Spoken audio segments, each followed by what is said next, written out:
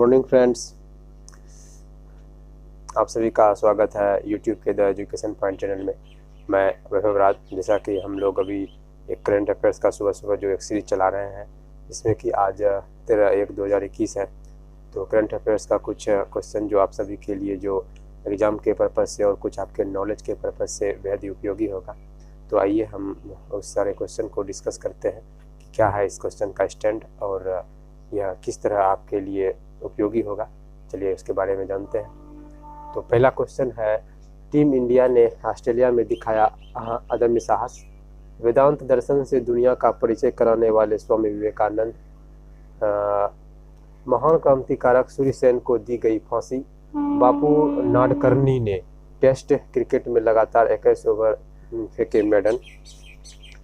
महामारी का स्रोत जांचने गुरुवार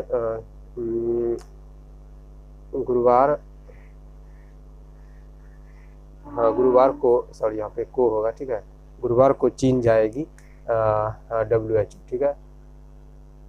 गुरुवार को चीन जाएगी WHO की टीम। अमेरिका को भारत के बारे में बताने वाले वेद मेहता नहीं रहे।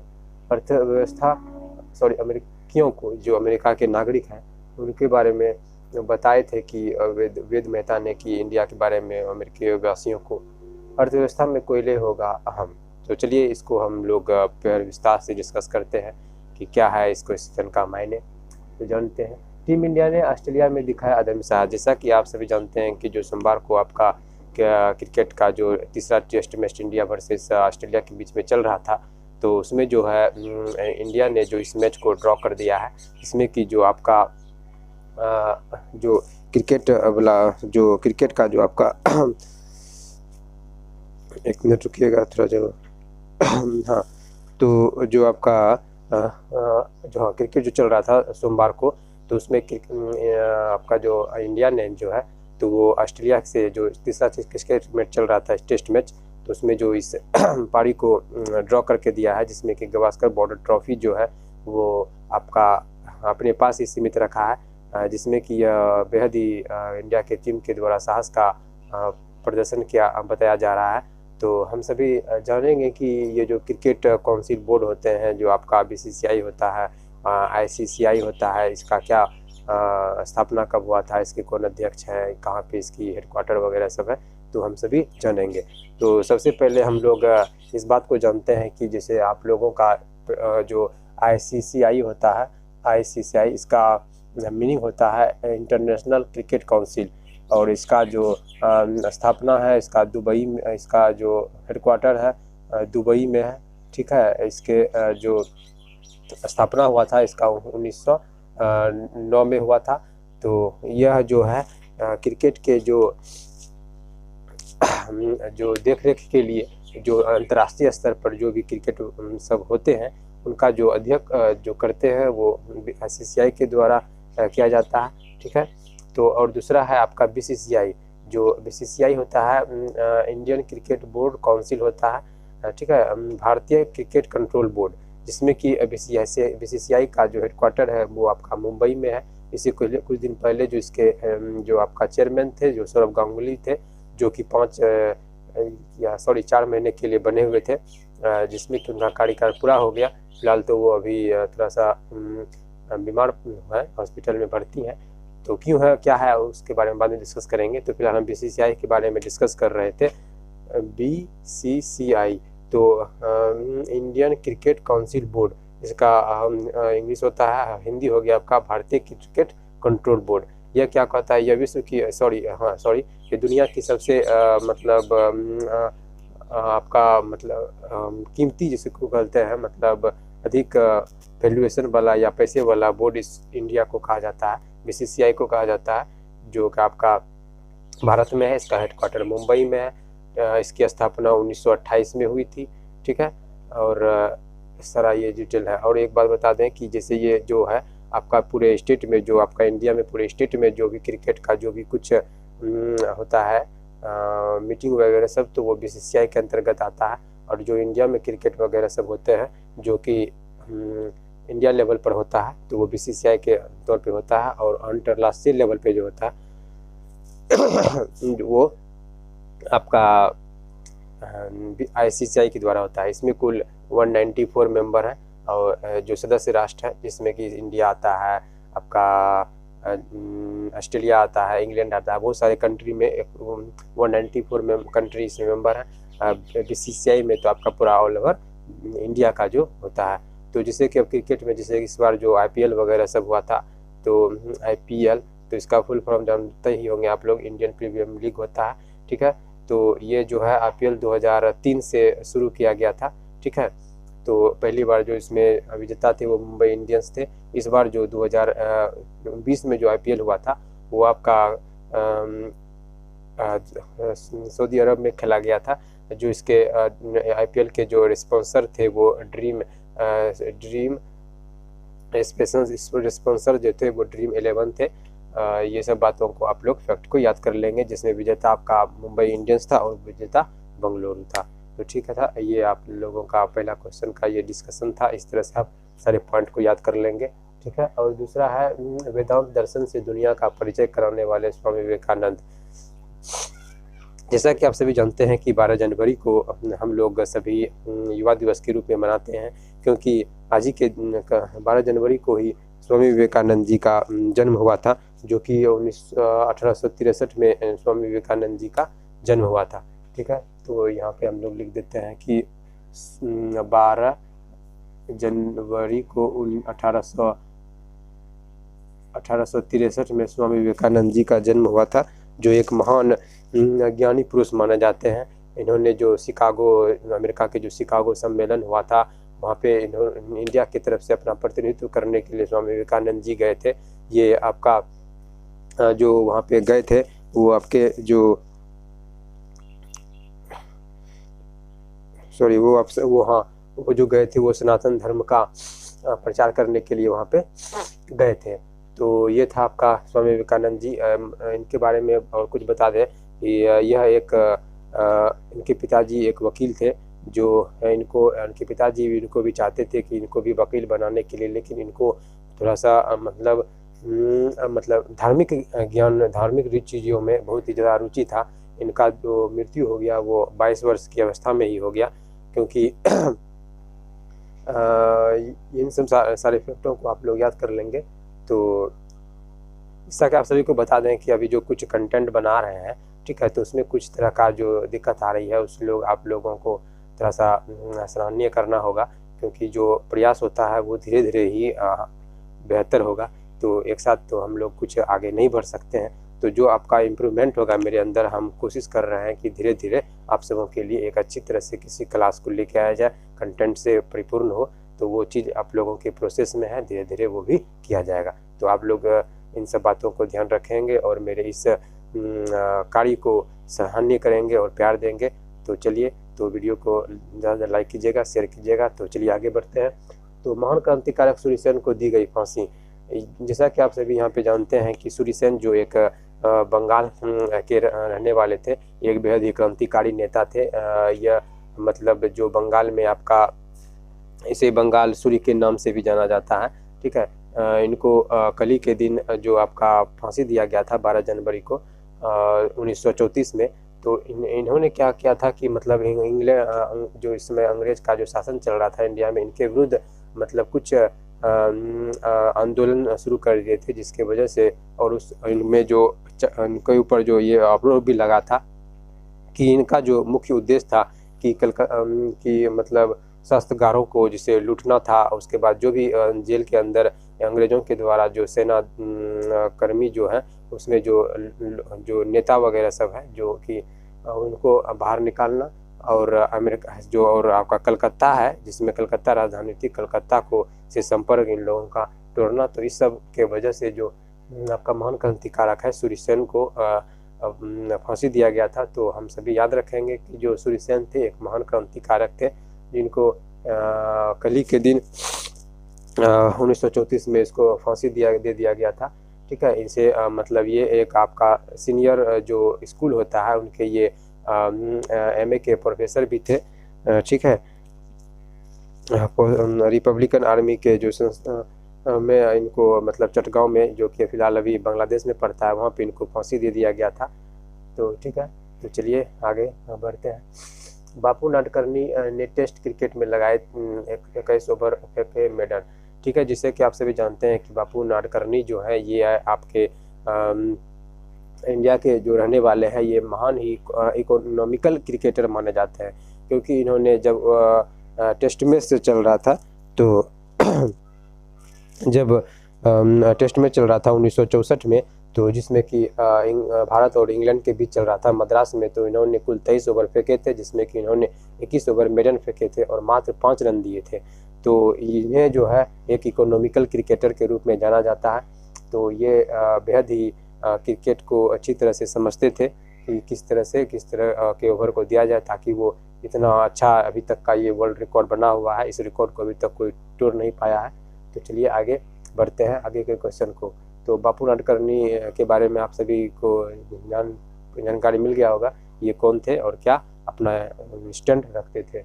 महामारी का स्रोत जानने गुरुवार को चीन जाएंगे WHO की टीम, गुरुवार को चीन जाएंगे। जैसा कि आप सभी जानते हैं कि कोरोना वायरस जो 2019 में दिसंबर के लास्ट तक में जो पहला केस पता चला था वो चीन के युआन शहर में पता चला था।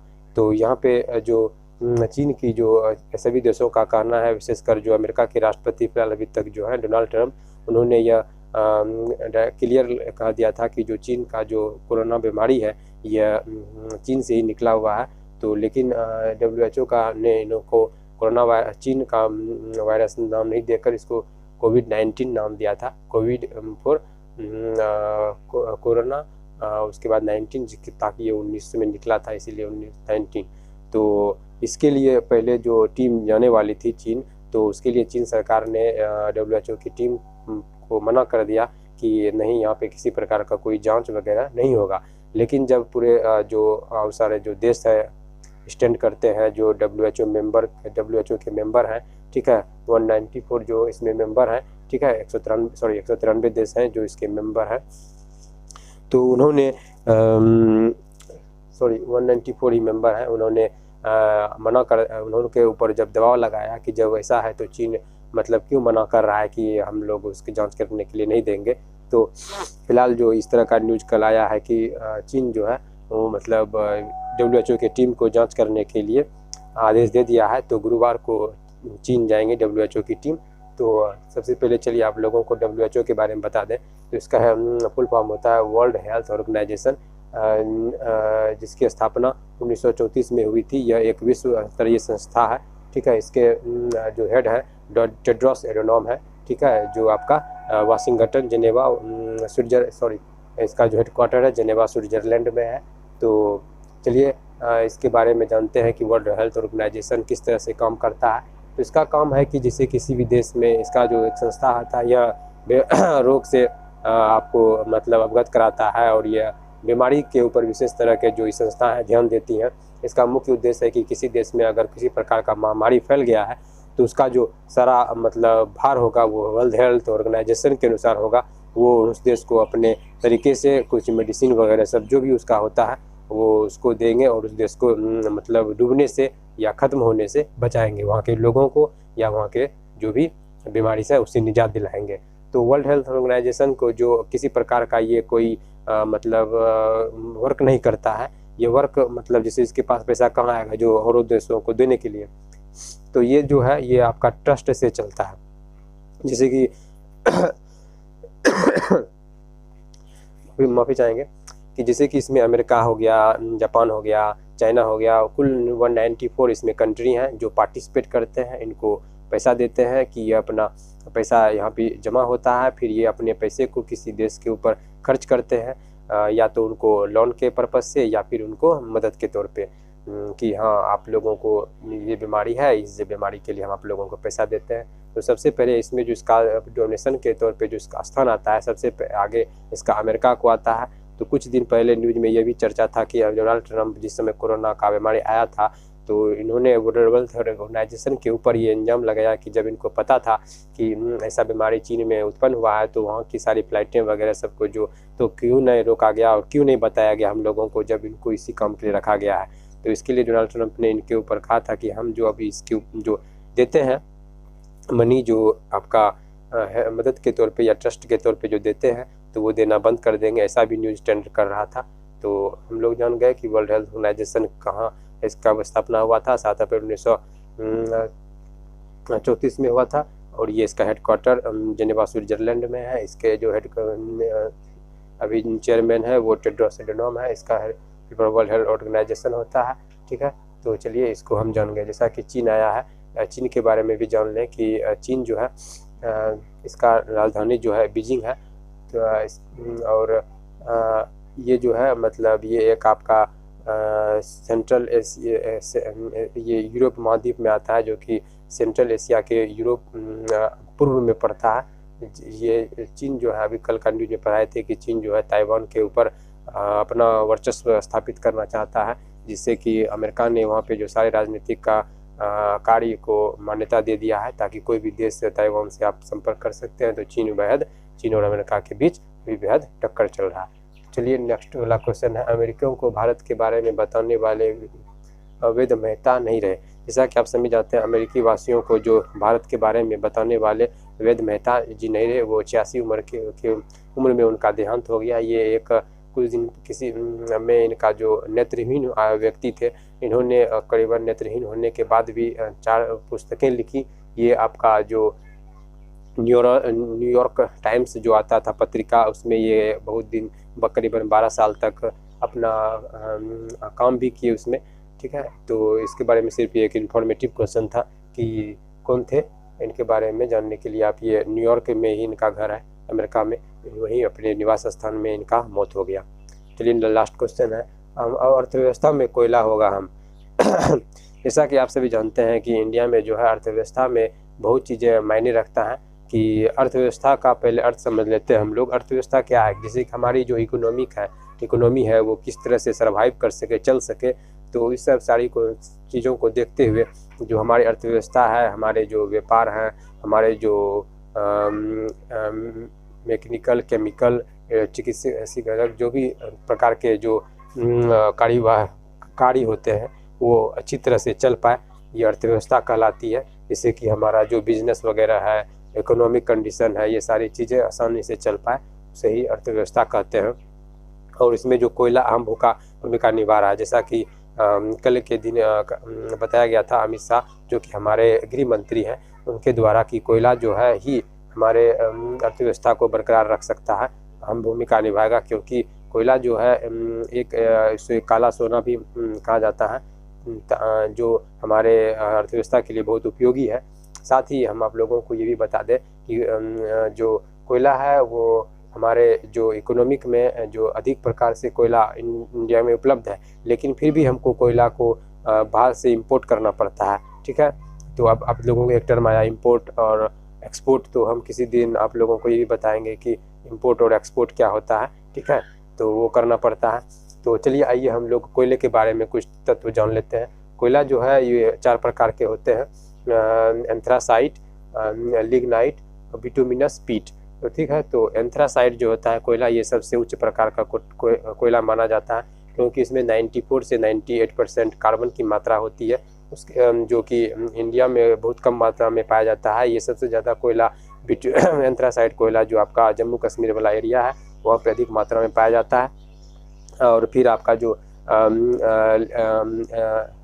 बिटुमिनस है, बिटुमिनस एंथ्रासाइट बिटुमिनस जो है वो आपका छत्तीसगढ़ हो गया, आपका राजस्थान आपका छत्तीसगढ़ गया, उड़ीसा हो गया, आपका झारखंड हो गया, और नागपुर का पठार हो गया। वहाँ पे आपका बिटुमिनस प्रकार का कोयला अधिक मात्रा में पाया जाता है। ठीक है, उसके बाद आपका हो गया लिग्नाइट, उसके बाद पीट। हम लोग जिससे घर पे यूज करते हैं जिस प्रकार का कोयला, उसे पीट प्रकार का कोयला कहा जाता है। ये बेहद ही मतलब घरेलू यूज के लिए होता है। सबसे अच्छा कोयला जो कि एंथ्रासाइट होता है, जो कि बहुत कम मात्रा में इंडिया में पाया जाता है। ठीक है, तो जिसमें कि कार्बन की मात्रा अधिक होती है, 94 से 98% तक कार्बन इसमें होता है, जो एक बहुत ही अच्छा ज्वलनशील पदार्थ होता है। तो चलिए ये था आज का करंट अफेयर्स का शो, जिसमें हम आप लोगों को ये बताएंगे। और अगर वीडियो में किसी प्रकार की कोई मतलब रुकावट या किसी प्रकार का कोई आपको गलत तो नहीं बोल सकते, अगर किसी प्रकार का कोई प्रॉब्लम हुआ होगा मेरे ओर से, तो हम उसके लिए माफ़ी चाहेंगे। लेकिन हम इस चीज़ के लिए प्रयास कर रहे हैं, धीरे धीरे कोई भी चीज़ धीरे धीरे ही सही होता है, क्योंकि इंग्लिश में कहावत है प्रैक्टिस मेक्स मैन परफेक्ट।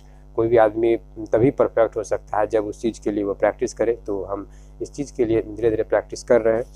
तो हम ये मानेंगे कि आप सभी मेरे अपने हैं जो इस चीज़ के लिए हमें आप उत्साहित करेंगे, हमें प्रोत्साहन करेंगे और हमारे इस काम को, हमारे इस जो जरिया है जो हम कर रहे हैं उसके लिए आप हमें इस समय मेरा मनोबल बढ़ाएंगे। तो चलिए आज के लिए बस इतना ही, मिलते हैं अगले क्लास में। तब तक के लिए वीडियो अगर अच्छा लगे तो लाइक कीजिएगा, शेयर कीजिएगा, सब्सक्राइब कीजिएगा और चैनल पे जो भी नए व्यक्ति आते हैं प्लीज़ चैनल को सब्सक्राइब करें। धन्यवाद। तो मिलते हैं। फिर अभी आप लोगों को जैसे बता दें कि अब आज से जो आपका है वो आपका जैसे मैथ का चला रहा है क्लास, उसमें सिंप्लीफिकेशन हम लोग कंप्लीट कर दिए थे। आज हम स्क्वायर रूट के बारे में पढ़ेंगे और फिलहाल आप लोगों के लिए अलजेब्रा का भी क्लास लिया जाएगा आज से। तो ठीक है, मिलते हैं अगले क्लास में। जय हिंद।